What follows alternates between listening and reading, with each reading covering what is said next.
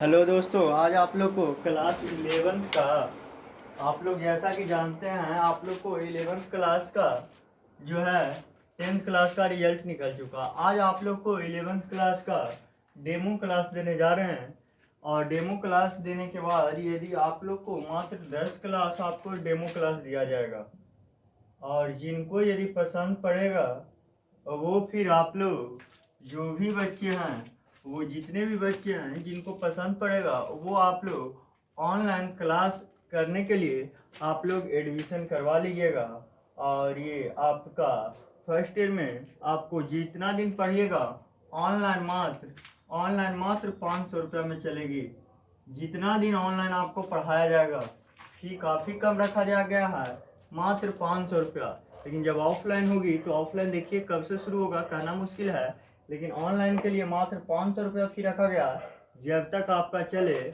और यदि पसंद आए तो आप लोग जो है ऑफिस से संपर्क कीजिएगा या कॉन्टेक्ट नंबर 97 099 55 823 है, यही आपका नंबर है। लेकिन ध्यान रखिए आप लोग जो भी कॉल कीजिएगा 10 से 11 के बीच में, क्योंकि और अदर टाइम में आपका कॉल रिसीव नहीं किया जाएगा।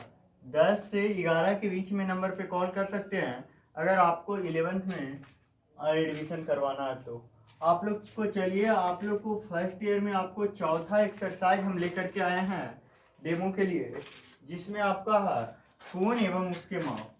फोन एवं उसके माप में आप लोग को सबसे पहले जानना है फोन के बारे में और उसको मापा कैसा जाता है। तो फोन के बारे में आप लोग 10वीं क्लास में पढ़ चुके हैं। मापने के लिए आप लोग जानते हैं डिग्री में। अब आप लोग को जो जानना है त्रिकोणमिति। त्रिकोणमिति कहते किसको हैं? तो यहाँ पे देखिए त्रिकोण मिति। त्रि मतलब होता है बाबू तीन, कोण मतलब तो जान रहे हैं, मिति मतलब होता है मापना, अर्थात वह आकृति जिसमें तीन कोणों की मापन हो उसी को हम लोग शाब्दिक अर्थ में कहें तो त्रिकोणमिति कहलाता है। त्रिकोणमिति में निष्पत्तियां आप लोग जानते हैं 6 होती है, लेकिन उसके बारे में अभी हमको फिलहाल नहीं पढ़ना। तो त्रिकोणमिति का शाब्दिक अर्थ हम बता सकते हैं कि त्रिकोणमिति का शाब्दिक अर्थ तीन कोणों की माप से है। तीन कोणों की माप से है। और तीन कोण जो होते हैं मुख्य रूप से त्रिभुज में। तो जब त्रिकोणमिति का जिस समय विकास हुआ था उस समय, अर्थात त्रिकोणमिति का विकास के बारे में यदि कहा जाए तो ब्रह्मगुप्त के काल में ही हुआ था, लेकिन वहां से कोई विशेष प्रमाण नहीं मिलता। बाद में जाकर के त्रिकोणमिति का बहुत ज्यादा विस्तार हुआ था। तो देखिए त्रिकोणमिति आप लोग को त्रिभुज में होती है, सॉरी तीन कोण त्रिभुज में होती है। तो सबसे पहले त्रिकोणमिति का जो आपका लागू हुआ वो त्रिभुज में, लेकिन जैसे जैसे आपका विकास बढ़ा, दुनिया बढ़ा, तो इसका उपयोग हम लोग आज क्षेत्रमिति में भी कर रहे हैं। ऐसी बात नहीं है कि क्षेत्रमिति में त्रिकोणमिति का उपयोग नहीं है, भरपूर उपयोग है, बहुत ज़्यादा। जब 8वां चैप्टर में आइएगा तो आप लोग को समझ में आएगा कि त्रिकोणमिति और क्षेत्रमिति दोनों जाकर के मिल जाता। तो चलिए अब आप लोग त्रिकोणमिति के बारे में जान चुके हैं कि इसका त्रिकोणमिति का जो हम लोग इस उपयोग करते हैं क्षेत्रमिति में ऊंचाई दूरी मापने में, और आप लोग को हर जगह कहिए तो त्रिकोणमिति का कैलकुलस में हर जगह आपको त्रिकोणमिति का उपयोग हम लोग जानते हैं।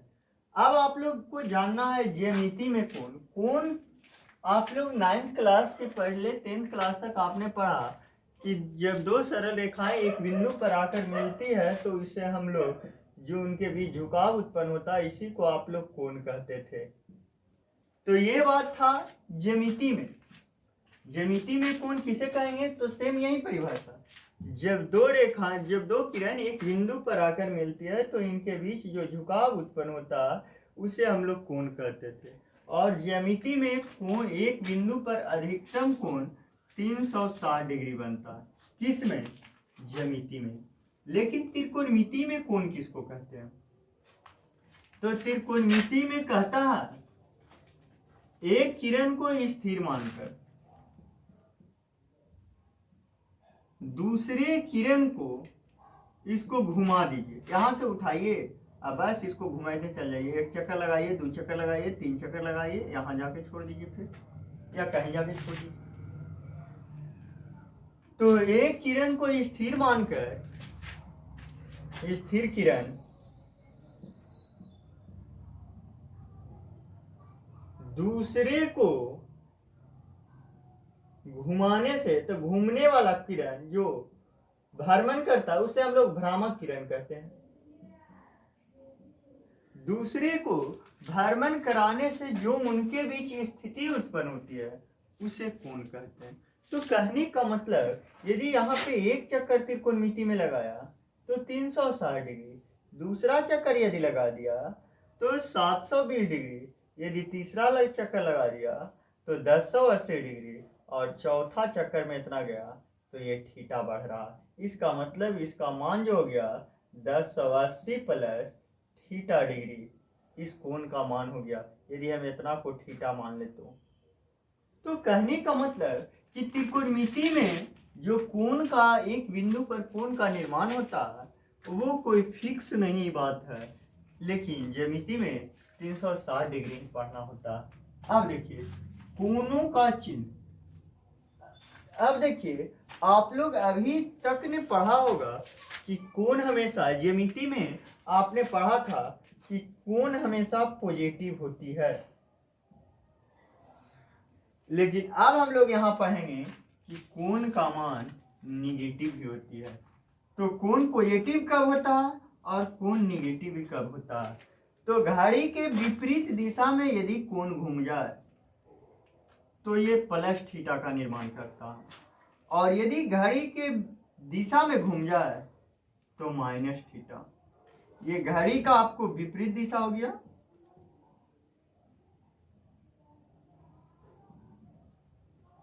और ये घड़ी का दिशा में हो गया। तो याद रखिएगा, घड़ी के विपरीत दिशा में बनाया गया कोण पॉजिटिव, जबकि घड़ी के दिशा में बनाया गया कोण निगेटिव। अब देखिए अगला जो टॉपिक है कोण का संकेत। तो कोण का संकेत हम लोग क्या जानते हैं? तो कोण को सूचित किया जाता है theta, alpha, beta, gamma, delta, xi, phi, phi द्वारा भी सूचित करते हैं। और ये एक्साई नहीं है बाबू, इसको साई बोलते हैं, एक्साई ऐसे लिखा था, ठीक है। ये सब द्वारा कोण का संकेत है। आगे है कोण की माप की पद्धति। कोण मापने की कितनी पद्धतियां हैं, कोण कितने प्रकार से माप सकते हैं? जैसे लंबाई की मापने की पद्धति करें, लंबाई आप किस प्रकार से मापते हैं? तो लंबाई मापते हैं सेंटीमीटर में, लंबाई मापते हैं मीटर में, लंबाई मापते हैं मिलीमीटर में, लंबाई मापते हैं किलोमीटर में। तो ये आप लोग को कोण लंबाई कई प्रकार से मापते हैं, उसी प्रकार से कोण को भी कई प्रकारों से मापा गया है। पहला उसका कहा गया कि पहला जो कोण की माप की पद्धति होती है 60 दशांशक पद्धति। दूसरा जो कोण की माप होती है उसका नाम है शतांशक पद्धति, और तीसरा जो कोण की माप है उसे हम लोग कहते हैं बाबू वृत्तीय पद्धति। 60 दशांशक पद्धति किसको कहते हैं? तो जब एक समकोण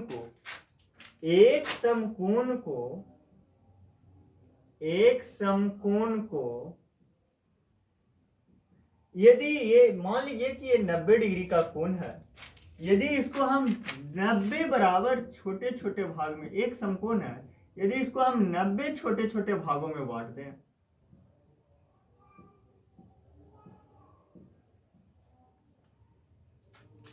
एक समकोण को यदि हम 90 छोटे छोटे भाग में बांट दिए तो प्रत्येक भाग 1 डिग्री कहलाता है। और 1 डिग्री जो सबसे छोटका कोण में आया 1 डिग्री, ये वाला, यदि इसको हम 60 बराबर भाग में बांट दें, फिर से तो प्रत्येक भाग 1 मिनट कहलाता। अर्थात 1 डिग्री को 60 बराबर भागों में बांट रहे हैं, तो प्रत्येक जो डिग्री होती है, जो प्रत्येक भाग होता वो मिनट कहलाता। इसका मतलब कि 1 डिग्री को 60 बराबर भागों में बांटे तो 1 डिग्री बराबर 60 मिनट। सिंगल पाइथो मिनट पढ़ते हैं। अब देखिए, जो 1 मिनट आया इससे भी 60 बराबर भागों में बांट दीजिए।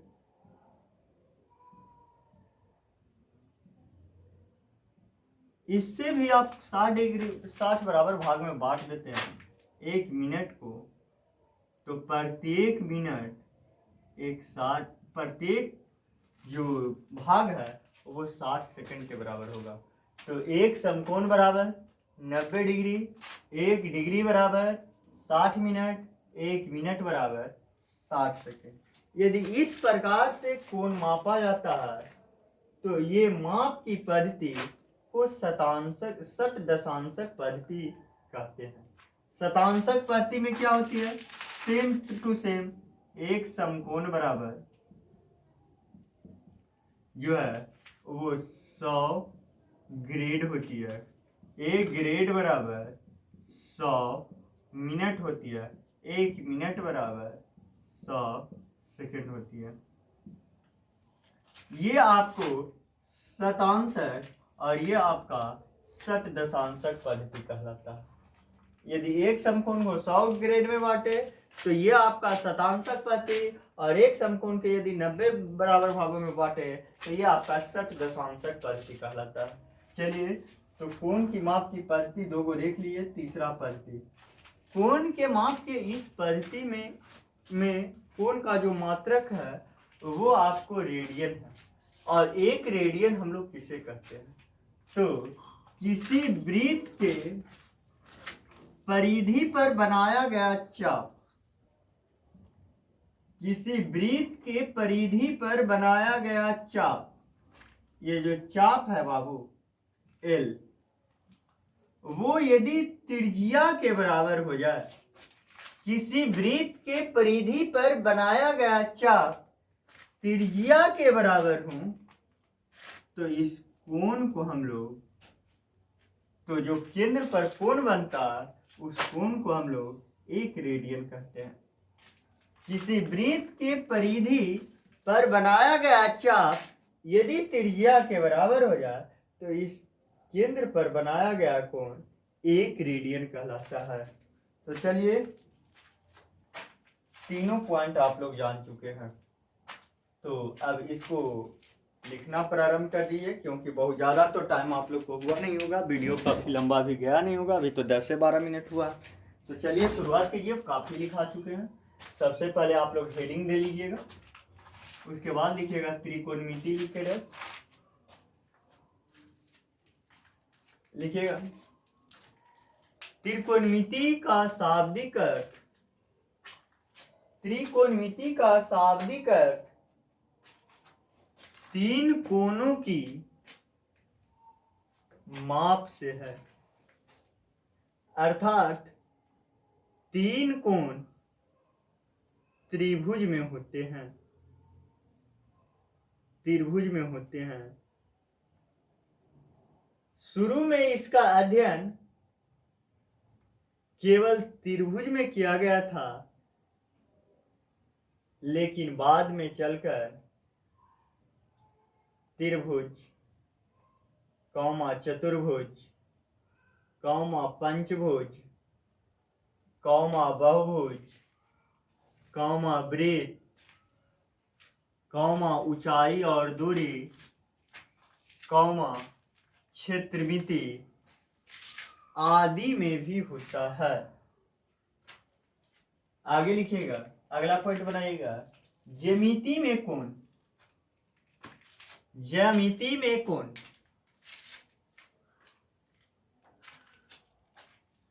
लिखिएगा।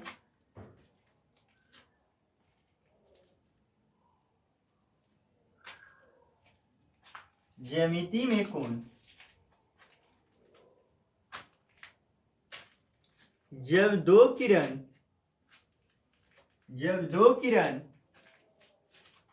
एक बिंदु पर आकर मिलती है, एक बिंदु पर आकर मिलती है, तो उनके बीच जो झुकाव उत्पन्न होता है उसे कोण कहते हैं, उसे कोण कहते हैं। और ज्यामिति में एक बिंदु पर अधिकतम 360 डिग्री का कोण बनता है, 360 डिग्री का कोण बनता है। आगे लिखिएगा त्रिकोणमिति में कोण, त्रिकोणमिति में कोण लिखे डैश लिखिएगा।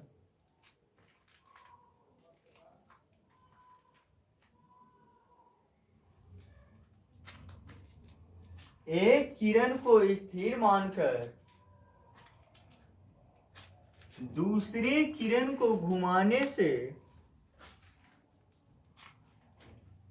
जो उनके बीच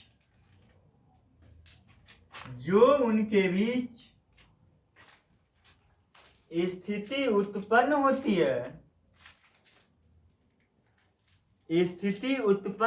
है उसे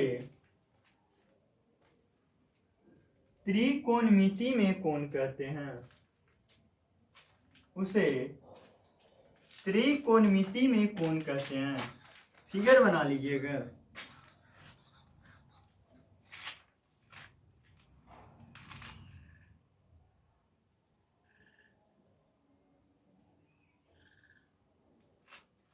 के चक्कर लगा, एक चक्कर, दो चक्कर, तीन चक्कर, तो 3 गुने 360 प्लस थीटा।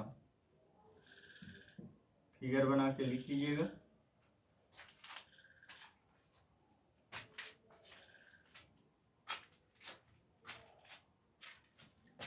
आगे लिखिएगा।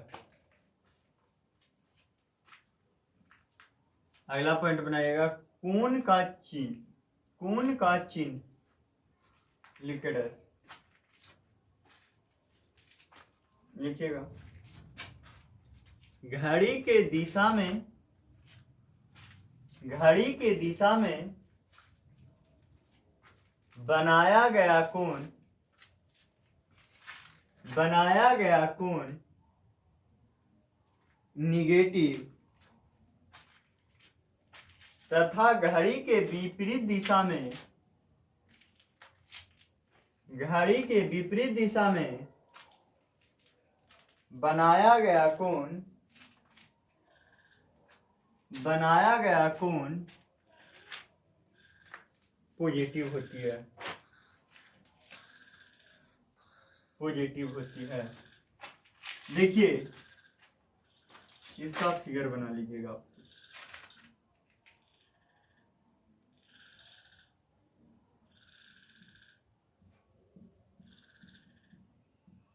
अगर यही फिगर हम नीचे की ओर बना दें और कोण घुमा था आपका इधर की ओर और कोण हम ऐसे घुमा दें तो -360 प्लस थीटा, क्योंकि कोण विपरीत घूम गया एक चक्कर तो -360, और ये भी माइनस थीटा तो माइनस कॉमन निकाल लिए तो 360 माइनस प्लस थीटा हो गया। फिगर बना लीजिएगा नीचे, ज़्यादा बेहतर होगा।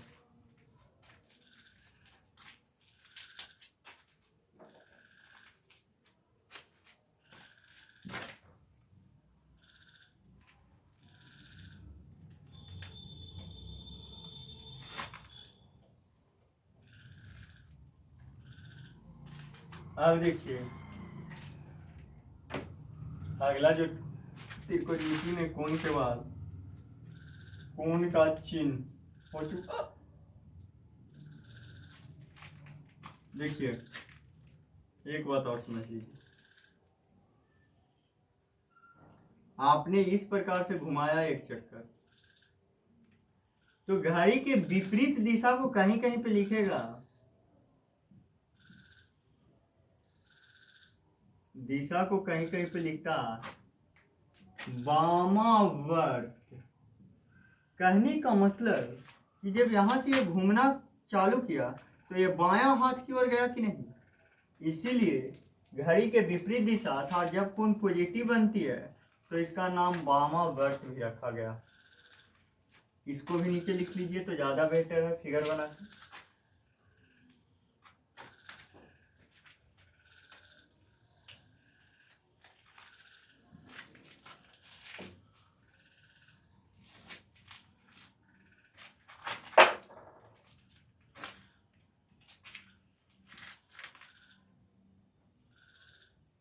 और देखिए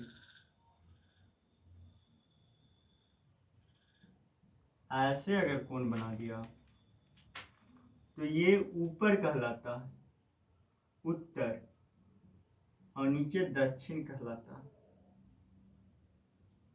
तो इसका नाम रखा गया है, इसको हमने लिखा था घड़ी के दिशा,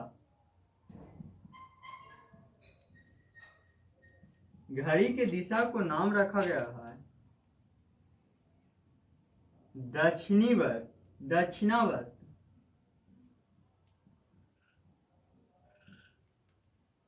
अर्थात घड़ी के दिशा को हम लोग दक्षिणावर्त क्योंकि दक्षिण की ओर आता है, और घड़ी के विपरीत दिशा को बायां वर्त भी कहते हैं। अगर कोई पूछ दे कि इतना देरी से अलबला रहना कि घड़ी के दिशा, घड़ी के विपरीत दिशा, तो बता तो दक्षिणावर्त में बनाया गया कौन पॉजिटिव होगा कि निगेटिव।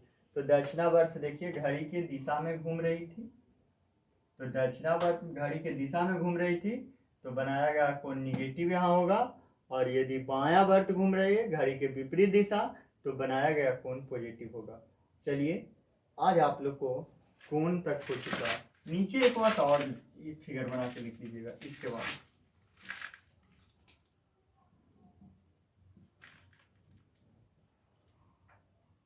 यहां से यहाँ 90 डिग्री, तो यदि हम ये पूछ दें कि यदि थीटा का वैल्यू 0 डिग्री से बड़ा या बराबर और 90 डिग्री से छोटा, या थीटा का वैल्यू 0 डिग्री से बड़ा या बराबर और 90 डिग्री से छोटा या बराबर, तो वह कौन पद को बतलाता है, फर्स्ट पद।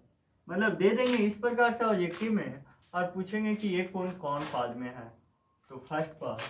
अब यहाँ से यहाँ चले 90 और ये 90 जुट गया तो ये 180, इसका मतलब 90 डिग्री से बड़ा या बराबर थीटा और 180 डिग्री से छोटा, तो ये आपका हो जाएगा सेकेंड पद।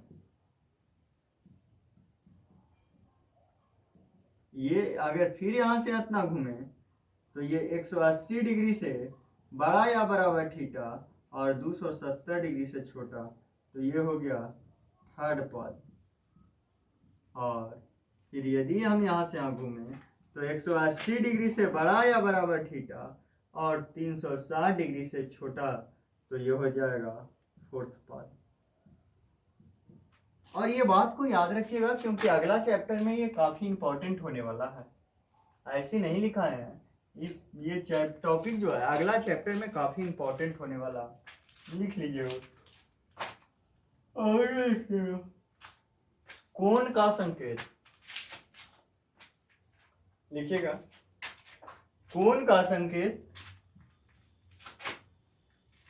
कोण का संकेत अंग्रेजी वर्णमाला के बड़े अक्षरों या अल्फा इसको पढ़ते हैं, अल्फा, इसको बीटा पढ़ते हैं, इसको गामा पढ़ते हैं, इसको थीटा पढ़ते हैं,